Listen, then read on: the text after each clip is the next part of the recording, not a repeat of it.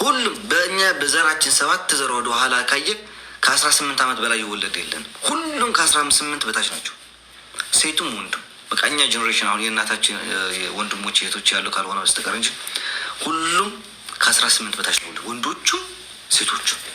አባቴ ትልቁ ልጁ በ17 ዓመቱ ነው የወለደው፣ ጀርመን ያለው ልጅ ማለት ነው። እናቴ ታላቅ ወንድሜ በ16 ዓመቷ በ17 ዓመቷ ነው የወለደችው። አያቴ የወለደችው መጀመሪያ ልጅ ተጎድቶባት ነው እንጂ የወለደችው እሷም በ17 ዓመቷ ምናምን አካባቢ ነው የወለደችው። በ15-17 አሮ እዛ አካባቢ ነው የወለደችው። እና ሁሉም እንደዚህ ነው። እኔ ደግሞ እንደዛ ደስ ይለኝ በቃ። ከዛ ደግሞ አስበንበት አቅደንበት ይገባችኋል።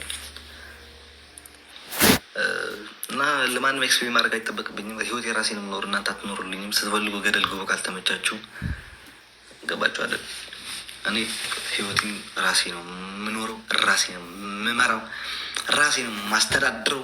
ማንም ህይወት የሚያስተዳድርን የለም።